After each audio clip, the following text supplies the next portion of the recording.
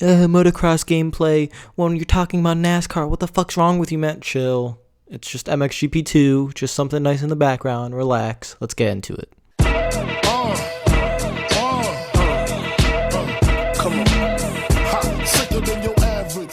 How's it going, guys? Real Radman here, back at it again with another video, and today I want to talk about the chase format of NASCAR. So yes, another NASCAR discussion. Enjoy the motocross behind you. Let's just get right into the video. So if you guys didn't know by now, I am not a fan of this chase format. Now, that does not mean I'm not a fan of the chase. I am a fan of the chase. I think it's a great playoff atmosphere into the sport. It makes it different than all other sports because, you know, it's 40 teams, everyone's on for themselves, and it's a great atmosphere for it. But this chase format I find really, really annoying. I'm just going to use a couple of my points to back my statements up, and then you guys can leave down in the comments below what you think, if you agree with me or if you disagree with me. Everyone is entitled to their opinion. So first off, I'm just going to be showing you guys the point standings from 2001 through 2006 and also 2011. So in 2001, you see Gordon won by a landslide. So if you're a fan of the chase, you're saying, oh, you need the chase because you don't want this happening in the end of the season. Understandable. In 2002, you had a pretty close battle between Tony Stewart and Mark Martin, but again, only two drivers, but still a close battle. Consistency mattered. Matt Kenseth in 2003 over Jimmy Johnson, but the thing was Matt Kenseth did not win a race in 2003, so that's what pissed a lot of people off there. 2004, which I personally think is the best chase, was Kurt Busch winning the championship, Jimmy and Jeff right behind him in that three-way battle at Homestead. That was awesome to watch. It was just a great chase. I loved the 2004 chase. It was obviously the first chase that was implemented. 2005, you got Tony Stewart over Greg Biffle and Carl Edwards. 2006, Jimmy over Kenseth, again, pretty easily. In 2011, you literally had a tie for the championship, but because Tony Stewart won 5 races, I think it is, in the chase, he won the championship. So why am I bringing all these standings up? This is just for the people, who say, oh, we need consistency, get rid of the chase, just go 36 races straight. You don't technically want that because you want it to still be interesting at the end of the season. Now, to the fans of the 2016 format, oh, we need a chase, let's have 16 drivers, elimination format, it makes it great for the last 10 races. Then what about the first 26 races? So do you see the balance there? If you go with no chase, the end of the season could be compromised. If you go with a chase, the first 26 races are compromised because you know that the top 10 drivers in the sport are going to win a race. It's just guaranteed that they will, and they're all going to be locked in, so what's the point of the regular season at that point? So where's the middle? I think you guys can tell where I'm getting with this.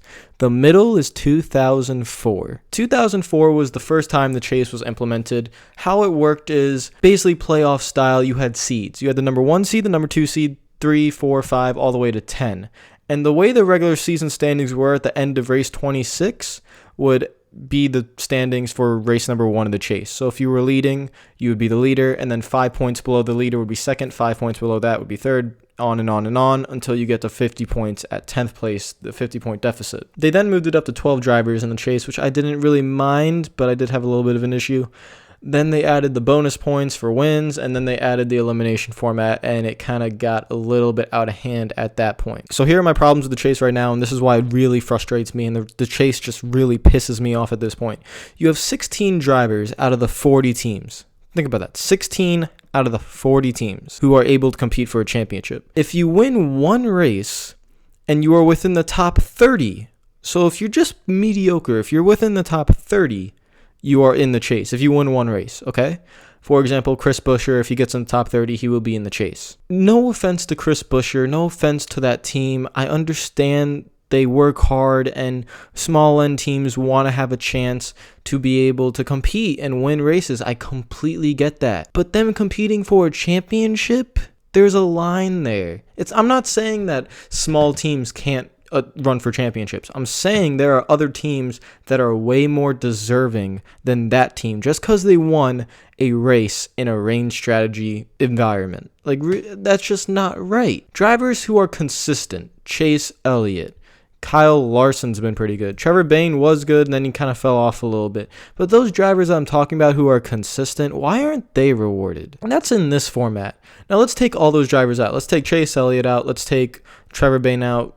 All those, Ryan Blaney out. Take all of them out. Now let's move up a little bit. Let's go to a Ryan Newman, a Carl Edwards. This year, Jimmy Johnson, a Tony Stewart. Guys that would be around that 8 to 12 spot in the standings.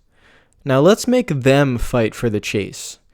That would make it interesting. This would make the regular season interesting if you cut the field down to 10 instead of 16, because now you have way less spots, and it means more in the regular season to race as hard as possible to get into the chase. So the first adjustment I would make is to change it to 10 drivers in the chase. Go back to 2004, make it 10 drivers in the chase. What would I do after that? The driver with the most points in the regular season, the 26 races, goes the number 1 seed. So again, I'm going to take something from 2004.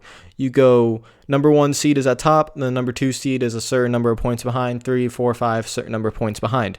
So let's say Kurt Busch is at the top of the standings, or Kevin Harvick is at the top of the standings. They go to the top, and then Kurt Busch, let's say Kevin Harvick's number 1, Kurt Busch number 2, he would be 3 points behind, not 5 because the points were different back then, but let's say 3 points behind Kevin Harvick. Now, if you win a race in the regular season, you get 2 bonus points. So take the normal standings when you reduce everyone, compress everyone in, 10 drivers, put them into the seeds with a 3-point deficit. Now, whoever got a win within those 10 drivers, give them 2 bonus points to start the chase. So then that could reorder the shuffle. Now, in my perfect world, I would eliminate the elimination format. I don't want the elimination format. You have 10 drivers. That's a good enough amount for everyone to compete for 10 races. Go for it. Now, if you win a race in the chase, because everyone says, oh, you want to put a more important emphasis on winning, so you can't just go through the chase without winning a race. This is what I would do.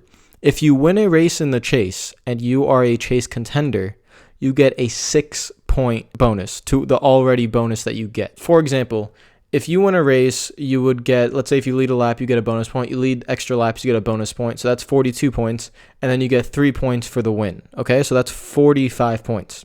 Now take that 45 points and add another 6 on there. You get another 6 points for the bonus points you already get. So you can imagine if someone wins a race, now they have the capability of earning 51 points when second place at max could get maybe 42 or 41 points. That's a huge swing. That is a huge swing in the championship standings. It still puts an emphasis on winning races in the chase. That's how I would fix the whole, you got to win races in the chase, can't be consistent top 5s all the time, blah, blah, blah, blah, blah. Take chances. Yeah, if you win a race, you literally get 9 extra bonus points. That is huge. That is huge in this point system that NASCAR has. So that would be my way to fix the chase. I don't really see any flaws in there. You make the regular season important because you have to be consistent in the regular season and win races as well, because winning races will help you in the chase. And those bonus points that you get in the regular season don't go away after 3 races like they do now. If you win in the regular season now, you just lose the points after the first round, and the first round just cuts it down to 12. So you're probably going to make it through the first round if you're a Brad Keselowski or a Kevin Harvick or a Kurt Busch. You're not going to miss the first round. So what's the point of it? It's really frustrating. We're just going through the entire season not caring about anything championship-wise because there's no implications. If you go from the first race of the season where points matter and wins matter, because points matter to get in the chase and wins matter to help you in the chase, you have a combination of both. And then once you get into the chase, wins will give you an extra 9 bonus points. That is huge. You can go into Homestead 8 points down thinking, oh, I have to finish 8 spots ahead. No, you just got to win the race and he can finish second and you will win the championship. Isn't that great? Isn't that fantastic? You could have 3 to 4 drivers in contention just because if they win and some drivers finish 6th, 7th, or 12th, then they can leapfrog that driver by 15 points and win the championship at Homestead. Isn't that awesome? Like, that would be a fantastic way. And the regular season matters because you only have 10 spots. So guys like Denny Hamlin, guys like Ryan Newman, guys like Jimmy Johnson, Chase Elliott, Casey Kane Jr., Trevor Bayne, all these guys, Carl Edwards, they would all be fighting for that chase spot. Now, question is, if you get a win, do you get in the chase? No. Wins just matter if you get in the chase. Wins will only matter as bonus points in the chase. A win does not lock you in. I don't like that strategy. I don't like Tony Stewart missing 10 races or whatever he missed and winning a race and getting in. I don't like Kyle Busch missing 13 races, winning a race and getting in. I don't like that. You have to compete the entire season to be the season champion. You can't just miss a quarter of the fucking season and be called a champion. That's just something that pisses me off. I don't know about you guys, but I don't think that's fair to the rest of the drivers. You have to be consistent in the regular season. If you take risks, you have to have punishment. You have to have consequences for those risks. You can't just go balls to the walls every race and just say, oh, we're in the chase, so it doesn't matter. Then why am I watching the race if it doesn't matter? If you're running 10th and you take some stupid risk and wreck for some reason, and you're just like, oh, I'm in the chase, we're trying new stuff and we have to go for wins, then why as a fan should I care that you're even in the race? Do you get what I'm saying here? I hope you guys understand. You have to make the regular season matter. You have to make every single race matter. That way, if Dale Earnhardt Jr. was running 11th, he needs to point his way in. If he gets a win, that will help him. But a win doesn't just lock him in. One race out of 36 should just not give you an opportunity to win a championship. You need to earn your way to win a championship. This is something that really annoys me with NASCAR today. They've put an overemphasis on winning. I didn't even know that was possible until it actually happened. And guys, that's a real thing, putting an overemphasis on winning. You can just tell we get this bullshit like Kenseth wrecking Logano at Martinsville. Now, yes, it was awesome when it happened and it was entertainment, but that's a fucking, like Denny Hamlin said, it's a wild, wild west. You don't determine a champion that way. You could just go through 3 races, get wrecked once, and like Logano, he can't come back from that because he couldn't win 1 out of 2 races. What about Gordon gets wrecked at Texas by Keselowski, eliminated because of that? That was the fastest car of 2014 was Gordon. The fastest car of 2015 was Logano. Both of them didn't even get to the Final Four of Homestead. And someone who was mediocre the entire season and Jeff Gordon in 2015 does make it to Homestead. How is that fair? That is not fair. That is not how you determine a champion or even determine who runs for a championship. I don't know about you guys, but that's just something that really gets me triggered. I hope NASCAR changes it one day. I believe the 2004 format, if you take parts of it, if you take the 10 drivers, the point difference, add the bonus points for winning a race in the chase, make it significant, make it about 6 bonus points on top of the 3 that you already get for winning a race, and don't have elimination format, I believe that's the best chase format possible. It makes the regular season matter, it makes the chase matter, it makes winning races matter, it makes strategy matter. You can't just go balls to the walls and do some stupid shit. What happened to the days where points mean something? Points don't mean anything right now. You just fucking win a race and you're in. But yeah, guys, that's the video. This probably carried on for a while. I was a little bit ticked there. If you like the video, make sure you hit that like button. If you're new to the channel, make sure you hit that subscribe button as well. Make sure you leave down in the comments below how you think the chase should be. That is just my opinion. You can agree with me on it or you can disagree. Go ahead, comment down below. I'm going to make sure that whenever the game that comes in that I want to do the career mode on, then whenever that comes in, I will be able to do that as well and upload that as soon as possible. So until then, guys, I hope you're having a great day and peace out.